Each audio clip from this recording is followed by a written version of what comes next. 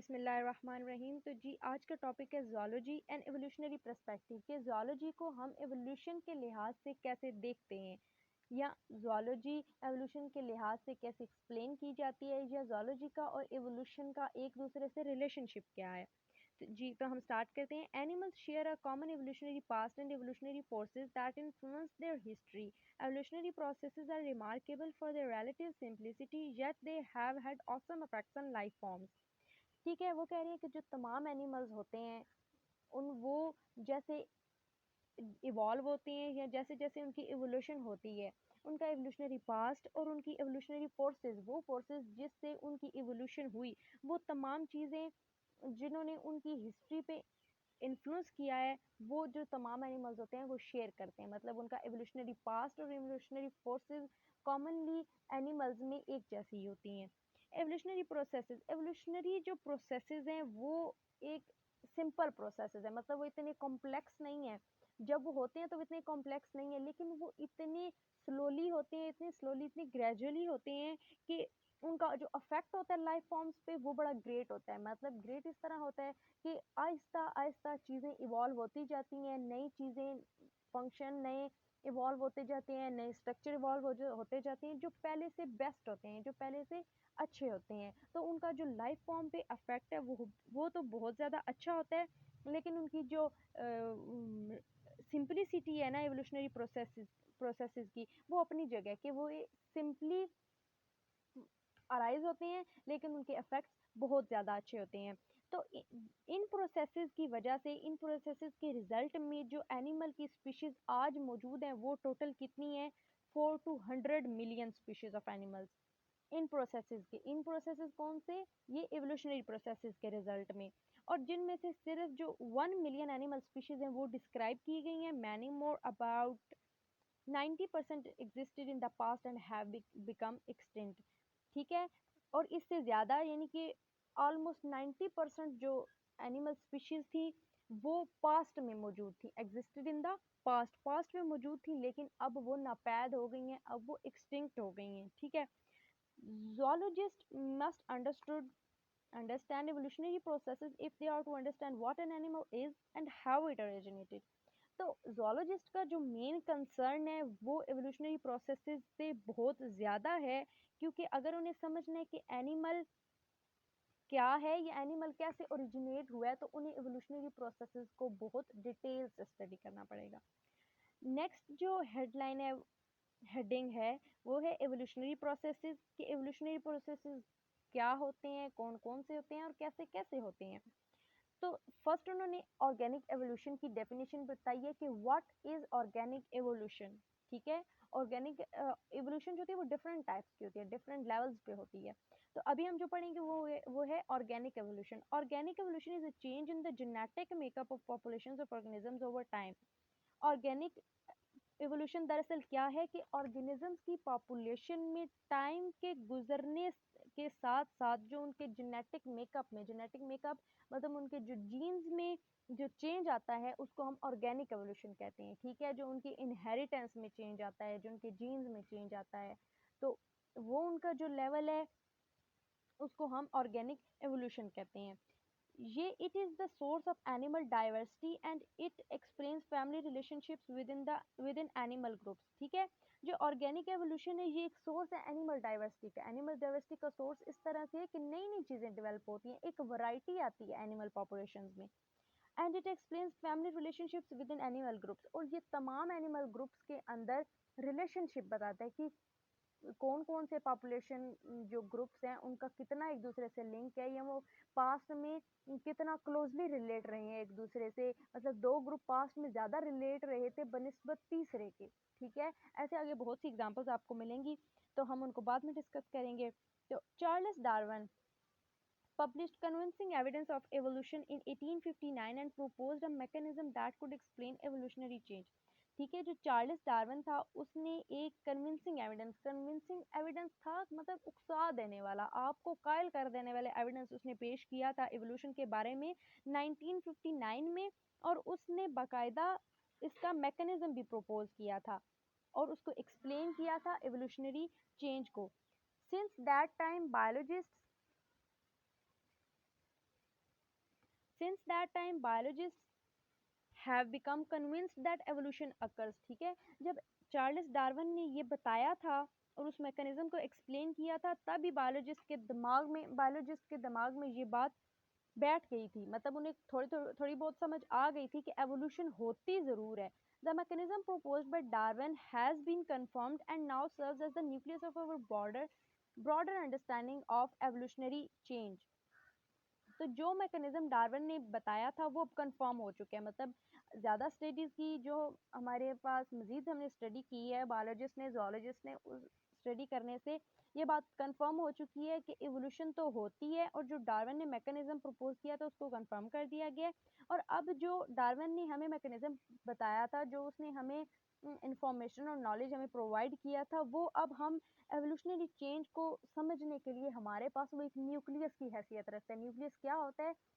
Centre होता है, मतलब सेंटर होते हैं जिसके आसपास सारी चीज़ें रिवॉल्व करती हैं। ठीक है, तो वो हमारे पास वो अब एज अ सेंटर है, एज अ न्यूक्लियस है, उसको वो हमें चीज़ों को समझने में बहुत मदद देता है।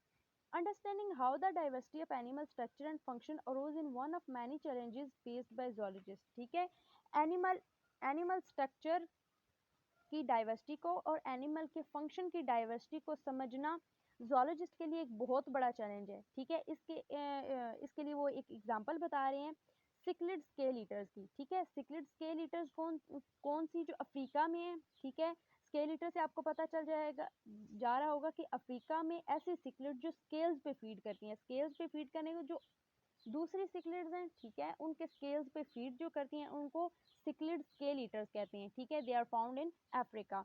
दे approach a prey cichlid from behind and bite a mouthful of scales from the body. ठीक है, वो क्या करती हैं कि वो जो प्रे सिक्लिड होती है, यानी जो जिस पर उन्होंने फीड करना होता है, जो उनका शिकार होता है, उस सिक्लिड को वो पीछे से अप्रोच करते हैं। ठीक है, पीछे से उसके पास जाते हैं जाके, और mouth full of scales from the body, और उसकी बॉडी से मुंह भर के जो स्केल्स होते हैं उनका बाइट ले लेती हैं। The scales are then stacked and crushed by the second set of jaws and sent to the stomach and intestine for protein digestion। ठीक है, जो scales वो माउथ फुल लेती हैं, उनको वो क्या करती हैं, स्टैक करती हैं अपने माउथ के अंदर, फिर उनको जो उनके जाज का सेकंड सेट होता है उससे वो क्रश करती हैं। ठीक है, उसको तोड़ती मोड़ती हैं and send to the stomach, और स्टमक को भेज देती हैं और इंटेस्टाइन में, ताकि प्रोटीन की डाइजेशन हो जाए। Mikio Hori of Kyoto University found that there are two body forms within the species Perisodus microlepis। ठीक है, उसने देखा कि Perisodus microlepis जो स्पीशी है उसके अंदर दो फॉर्म्स उसकी पाई जाती हैं। ठीक है, one form had a mouth that was asymmetrically curved to the right and the other form had a mouth that was asymmetrically curved to the left। उसने बताया कि इन सिग्लिड की दो बॉडी फॉर्म पाई जाती हैं। एक जो बॉडी होती है उसका जो माउथ होता है वो एसिमेट्रिकली राइट साइड पे कर्व होता है, मतलब राइट साइड की तरफ मुड़ा हुआ होता है उसका मुंह, उसका स्ट्रक्चर ही ऐसा होता है। और जो दूसरी टाइप होती है, दूसरी फॉर्म है सिक्लिड्स की, उसमें उसका लेफ्ट साइड पे उसका मुंह मुड़ा होता है। ठीक है, ये जो एसिमेट्री होती है ये बहुत ज़्यादा उन्हें हेल्प प्रोवाइड करती है कि वो इजीली उसके स्केल्स को अप्रोच कर सकें उसके माउथ के ऊपर, प्रे सिक्लेट के माउथ के ऊपर। ठीक है, तो अब वो क्या करती हैं, जो एसिमेट्रिक होती हैं, जो एसिमेट्रिकल राइट जॉड फिश होती है, वो स्केल्स भी अप्रोच करती है और प्रे के जो लेफ्ट साइड है वहां से ले लेती है। मतलब राइट जॉड वाली क्या करती है, प्रे के लेफ्ट साइड से, और जो लेफ्ट वाली होती है वो प्रे के राइट साइड से क्या कर लेती है, अप्रोच करती है और स्केल्स को बाइट कर लेती है। इस तरह क्या होता है कि जो राइट और लेफ्ट जॉड फिश हैं उन दोनों की पॉपुलेशन मेंटेन रहती है। मेंटेन रहने की वजह से क्या होता है कि प्रे को भी बेनिफिट होता है। प्रे को बेनिफिट का मतलब है, प्रे को बेनिफिट ऐसा हम नहीं कह सकते, हम कहेंगे कि प्रे की जो सिमिट्री है वो उसकी मेंटेन रहती है। ये मतलब अगर सपोज कि सिर्फ राइट साइड वाली होती, राइट जॉड वाली होती ना, जिनका माउथ सिर्फ राइट साइड पे कर्व हुआ होता, तो जो प्रे सिक्लेट्स थी उनका तो लेफ्ट साइड पे फिर कोई स्केल बचता ही नहीं और राइट साइड पे सिर्फ स्केल रहते। और वो मतलब कुदरत का कानून है, उसने एक मेंटेनेंस रखी है, एक बैलेंस रखा है, तो वो उस बैलेंस में क्या है कि दो फॉर्म्स बना दिए, दो बॉडी फॉर्म्स बना दिए जो प्रीडेटर सिक्लिड है उसकी। और इस तरह क्या हो गया, जो प्रे सिक्लिड है उसका मेंटेनेंस रहा है, उसकी बॉडी फॉर्म सिमेट्री में रही है। आगे वो कह रही है कि इसी तरह एक और एग्जांपल है टोफस ड्यूबोसी जो स्पीशी है, इसमें कलर पैटर्न की वैरायटी को वो एक्सप्लेन करते हैं एवोल्यूशनरी कॉन्टेक्स्ट में कि उसका एवोल्यूशन से क्या क्या इन्फ्लुएंस रहा है इस स्पीशी के ऊपर एवोल्यूशन का। ये जो different color patterns arose as a result of the isolation of populations among sheltering rock piles separated by expanses of sandy bottom। ठीक है, जो उनके भी जो डिफरेंट कलर पैटर्न्स है वो कैसे अरोज हुए हैं, कैसे अरोज हुए हैं कि पॉपुलेशन की आइसोलेशन से। आइसोलेशन क्या होता है, पॉपुलेशंस अलग अलग हो गई हैं, पॉपुलेशंस अलग अलग हो गई हैं और उन्होंने पॉपुलेशंस अलग अलग हो गई हैं और रॉक पाइल्स के नीचे उन्होंने क्या शेल्टरिंग किया, उन्होंने पनाह ली है। अब एक पॉपुलेशन है, ठीक है, वो इकट्ठी रह रही है और जब पॉपुलेशन बड़ी हो जाती है, ब्रीडिंग होती है और ऑफस्प्रिंग ज़्यादा हो जाती है तो वो एक जगह पे नहीं रह सकते, तो वो अलग अलग हो जाते हैं, आइसोलेट हो जाते हैं। और फिर रॉक पाइल्स जो होती हैं, रॉक पाइल्स क्या मतलब जो बड़ी बड़ी रॉक के वो बड़े से पत्थर होते हैं, पाइल्स होती हैं, वो उन पॉपुलेशन को टोटली आइसोलेट कर दें। टोटली आइसोलेट करने से क्या होता है कि कलर पैटर्न चेंज हो जाते हैं। इस पॉपुलेशन का कलर पैटर्न और है, नेक्स्ट का इससे डिफरेंट है, उससे नेक्स्ट का इससे भी डिफरेंट होगा, मतलब नेक्स्ट ब्रीडिंग में और डिफरेंस आ जाएगा। तो उनके जो डिफरेंट कलर पैटर्न्स है वो ऐसे ही अरोज हुए हैं। ठीक है, breeding is more likely to occur within their isolated population. जो ब्रीडिंग है वो आइसोलेटेड पॉपुलेशन में ज़्यादा होगी, मतलब जब पॉपुलेशन आइसोलेटेड हो जाएंगी तो वो अपनी अपनी पॉपुलेशन में ब्रीडिंग करेंगी। अब वो आइसोलेट क्यों हुई, क्योंकि रॉक पाइल्स की वजह से हो गई। ठीक है, अब रॉक पाइल को क्रॉस करना डेफिनेटली एक डिफरेंट बात है और एक डिफ़िकल्ट टास्क है, तो वो अपनी पॉपुलेशन में ब्रीडिंग को ज़्यादा तरजीह देंगे, जिसकी वजह से उनके जो हर पॉपुलेशन के पास डिफरेंट कलर पैटर्न होगा और that venture over the sand or exposed to predators. Next topic is animal classification and evolutionary relationship के एनिमल को जैसे जैसे जिन जिन क्लासेस में क्लासीफाई किया गया है और उनकी क्लासिफिकेशन और उनके जो एवोल्यूशनरी रिलेशनशिप रहे हैं, मतलब उनके जो पास्ट में उनकी एवोल्यूशन के दौरान जो उनके आपस में लिंक रहे हैं, उन दोनों का क्या कॉन्सेप्ट है या उन दोनों का क्या लिंक है, ये हम स्टडी करेंगे। Evolution not only explains why animals appear and function as they do, but it also explains animals' relationship within the animal kingdom. Evolution ना सिर्फ ये एक्सप्लेन करती है कि एनिमल्स क्यों अपीयर हुए, क्यों नमूदार हुए और वो इस जैसे फंक्शन करते हैं, इस तरह वो क्यों फंक्शन करते हैं, बल्कि वो एनिमल किंगडम के अंदर जो उनके फैमिली रिलेशनशिप्स हैं, जो उनकी हिरार्की में जो सारे रिलेशनशिप्स हैं या जैसे वो एक दूसरे से लिंक करते हैं, जो एक दूसरे से रिलेट करते हैं, कैसे उनकी फैमिली कैसे कैसे एक दूसरे से रिलेट करती है, ये सब चीज़ें एवोल्यूशन एक्सप्लेन करती है। Zoologists have worked for many years to understand the evolutionary relationships among the hundreds of cichlid species. जो zoologist हैं उन्होंने कई साल इस बात पे काम करने पे लगा दिए हैं कि जो सिक्लिड स्पीशीज़ हैं, जो हंड्रेड्स ऑफ सिक्लिड स्पीशीज़ हैं, उनके आपस में एवोल्यूशनरी रिलेशनशिप क्या हैं, उनको समझने में जोलॉजिस्ट ने अपने कई साल सर्व किए हैं। Groups of individuals are more closely related if they share more of their genetic material with each other than with individuals in other groups. ठीक है, ये बात तो हम जब से बायोलॉजी पढ़ना शुरू हुई है हमें पता है कि जिनका डीएनए एक दूसरे से मैच करता है वो ज़्यादा एक दूसरे से रिलेट करेंगे, रिजेंबल करेंगे, बनिस्बत उनकी जिनका डीएनए स्लाइटली या टोटली एक दूसरे से डिफरेंट है। ठीक है, तो जो क्लोजली रिलेटेड होंगे, जो आपस में ज़्यादा क्लोज होंगे, रिसेंटली वो ज़्यादा क्लोज होंगे, वो क्या करेंगे, उनके रिजेंबलेंस एक दूसरे से ज़्यादा होगी क्योंकि उनका जेनेटिक मटेरियल एक दूसरे से ज़्यादा मिलता जुलता है बनिस्बत उसके उन इंडिविजुअल्स के जो दूसरे ग्रुप्स के हैं। ठीक है, इसमें वो एग्जांपल देते हैं हमारे ब्रदर और सिस्टर की कि हम जो होते हैं वो अपने ब्रदर और सिस्टर से ज़्यादा रिजेंबल करते हैं as compare to our cousin. मतलब जो हमारा कज़न है वो भी हमारा क्लोजली रिलेटेड है, लेकिन वो इतना क्लोजली रिलेटेड नहीं है जितना कि हमारी सिस्टर या हमारा ब्रदर हमसे रिलेट करता है या रिजेंबल करता है। हमारी फिजिकल करेक्टरिस्टिक्स सब कुछ ब्रदर सिस्टर से ज़्यादा resemble करती हैं। Genetic studies suggest the oldest population of African cichlids are found in lakes Tanganyika and Kivu, and from these the fish invaded African rivers and lakes Malawi, Victoria, and other smaller lakes, ठीक है। जो genetic studies है, मतलब जो jeans की study है इन cichlids की, वो बताती है कि जो अफ्रीकन सिक्लिड्स की ओल्डेस्ट, जो सबसे पुरानी पॉपुलेशंस थी, वो किस में होती थी, वो लेक्स तेंगेनिका एंड कीवू लेक्स, इन दोनों में पाई जाती थी। और फिर वहां से क्या हुआ, उन फिशेस ने इन्वेड किया अफ्रीकन रिवर्स में, और मालावी, विक्टोरिया और दूसरी जो स्मॉल लेक्स हैं उनके अंदर उन्होंने इन्वेड किया, ठीक है। इस तरह क्या होता है, वो एक दूसरे से आइसोलेट होती हैं, डाइवर्सिटी इंक्रीज होती है। इवोल्यूशन इसी तरह होती है बेसिकली, वो एक दूसरे से जुदा होते हैं और अपनी अपनी पॉपुलेशंस बनाते हैं। खैर, हम आगे पढ़ते हैं। The history of these events is beginning to be understood and represent the most rapid known origin of species of any animal group, ठीक है। जो इन सारे इवेंट्स की शुरुआत है, ठीक है, उनकी जो हिस्ट्री है वो हमें समझाती है और हमें बताती है एनिमल ग्रुप के सबसे जो rapid known origin of species है उसके बारे में, जो सबसे ज़्यादा चेंजेस आई हैं, ठीक है, तेज़ी से चेंजेस आई हैं, और उनको समझने में और उनको रिप्रेजेंट करने में ये जो एनिमल ग्रुप की इवेंट, एनिमल ग्रुप के ये जो सारे इवेंट्स की बिगनिंग की इनकी जो हिस्ट्री है वो हमें बहुत फ़ायदा देती है इन सब चीज़ों को अंडरस्टैंड करने में। For example, the origin of lake Victoria's more than 500 cichlid species have been traced to an invasion of ancestral cichlids probably from Lake Kivu approximately 1 lakh years ago, ठीक है।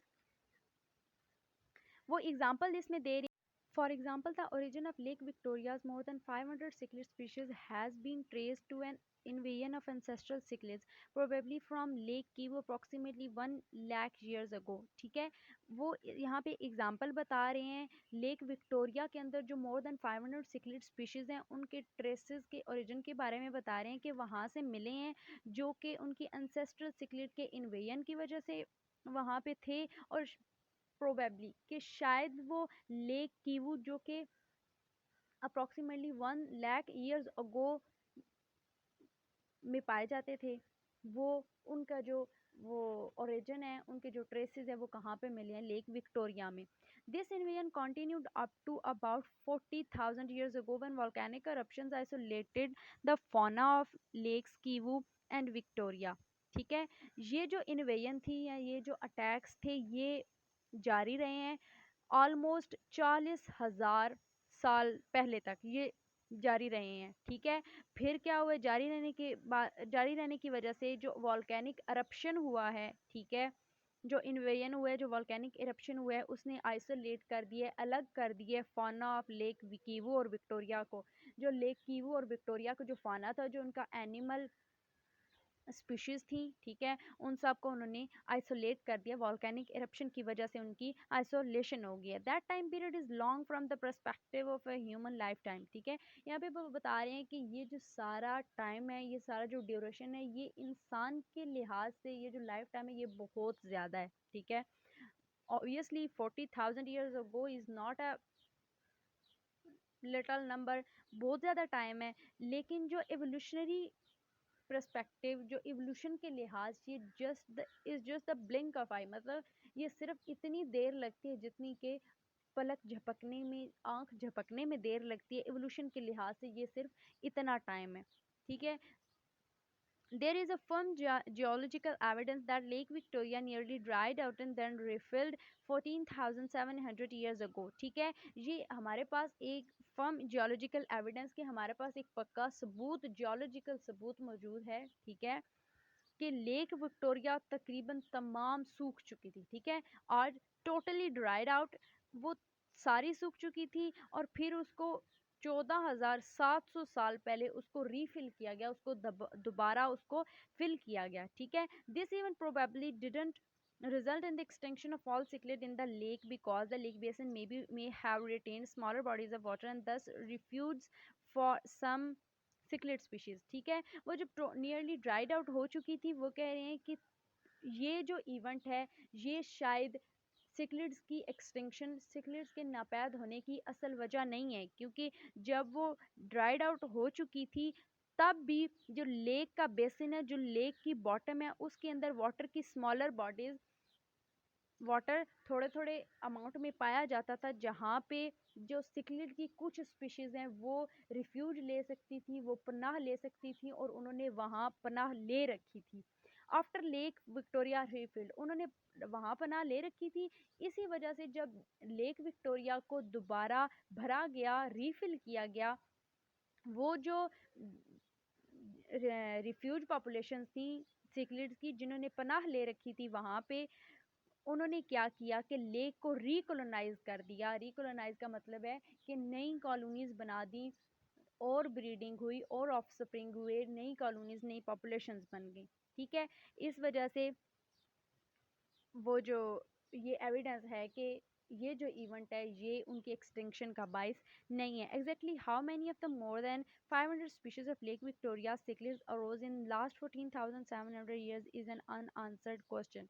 ठीक है, कि लेक विक्टोरिया की मोर than 500 जो species हैं वो गुज़िश्ता 14,700 साल में कैसे इतनी जल्दी अरोज हो गई, कैसे इतनी जल्दी नमूदार हुई, ये एक अनआंसर्ड क्वेश्चन है। मतलब अभी तक ये इस सवाल का जवाब नहीं मिला कि how how exactly how many of more than 500 species of Lake Victoria cichlids arose in last 14,700 years in an unanswered question. This should be questionable. Like all other organisms, animals are named and classified into a hierarchy of relatedness. ठीक है, now we come to classification of animals. ठीक है, कि बाकी तमाम organism की तरह animals को भी नेम दिया जाता है।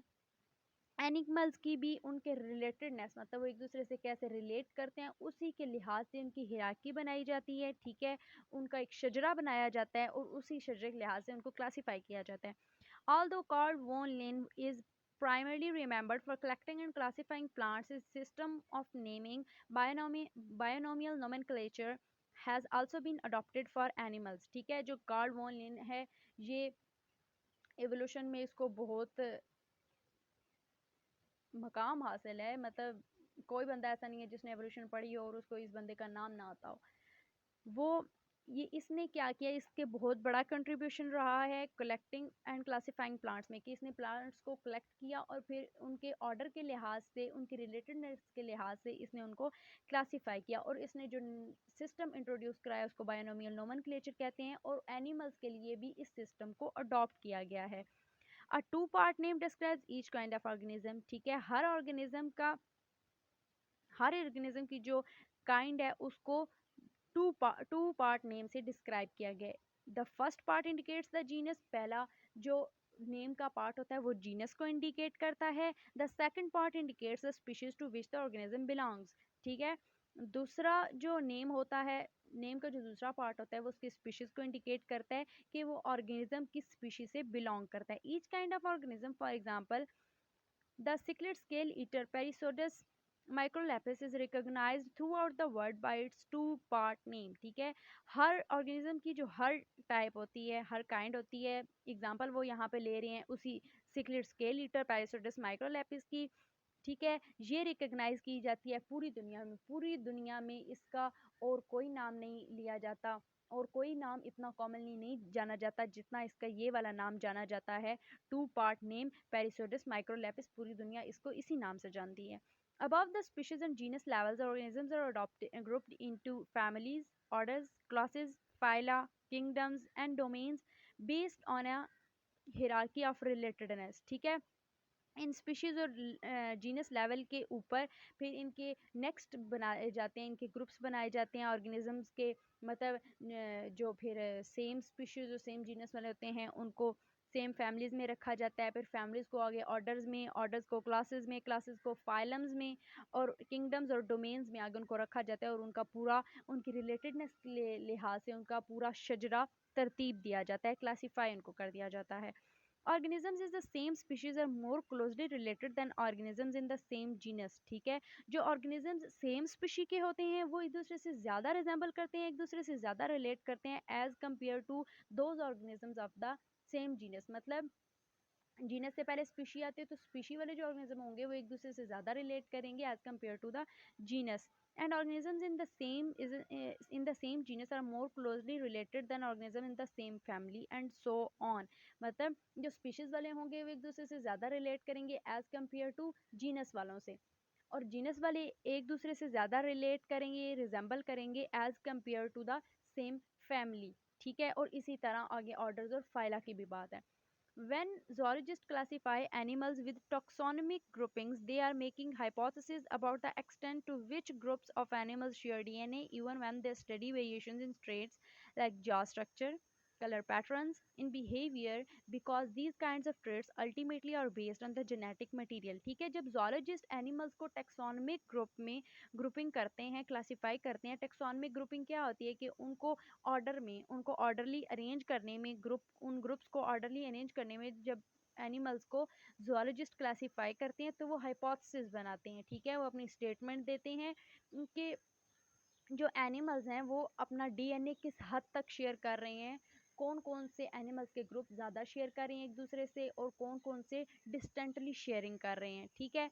और ये वो कैसे हाइपोथेसिस बनाते हैं, उनकी ट्रेड्स के अंदर वेरिएशन को स्टडी करके। ट्रेड्स क्या होती हैं कि उनकी प्रॉपर्टीज़, उनकी करेक्टरिस्टिक, उनकी खसूसियात की वेरिएशन क्या होती है कि उनकी खसूसियात के अंदर जो बदलाव आता है या जो उनकी रिजेंबलेंस होती है, वो उनको स्टडी करने से वो क्या ये हाइपोथेसिस देते हैं। और उन ट्रेड्स में क्या क्या आ जाता है, जॉ स्ट्रक्चर आ जाता है, ठीक है। जिनका जॉ स्ट्रक्चर एक दूसरे से मैच करेगा तो वो अपनी हाइपोथेसिस देंगे कि ये एक दूसरे से रिलेट ज़रूर करते हैं। और फिर कलर पैटर्न्स और बिहेवियर्स को लेके भी वो एक दूसरे को क्लोजली रिलेटेड बता सकते हैं। और because these kinds of traits ultimately are based on the genetic material, ये हमें पता है कि jaw structure, colour pattern, behaviour और ऐसी तमाम ट्रेड्स जो होती हैं ये जेनेटिक मटेरियल सेम होने की वजह से ये जो ट्रेड्स होती हैं वो एक दूसरे से रिजेंबल करती हैं। Evolutionary theory has affected zoology like no other single theory, ठीक है। अब हम टॉपिक को कंक्लूड कर रहे हैं तो हम बताएं उनको, वो इन शॉर्ट अब समरी बता रहे हैं कि जो एवोल्यूशनरी थ्योरी है, ठीक है, वो जोलॉजी को बहुत ज़्यादा अफेक्ट करती है। इस इतना और कोई सब्जेक्ट और कोई थ्योरी इसको अफेक्ट नहीं करती जितना कि एवोल्यूशनरी थ्योरी करती है। It has impressed scientist with the fundamental unity of all of life, ठीक है। ये क्या करती है, ये साइंटिस्ट को बहुत ज़्यादा इम्प्रेस करती है कि ये लाइफ की एक फंडामेंटल यूनिटी की वजह से। As the cichlids of Africa illustrate, evolutionary concepts hold the key to understanding why animals look and act in their unique ways, ठीक है। Live in their particular geographical regions and habitats and share characteristic with other related animals, ठीक है।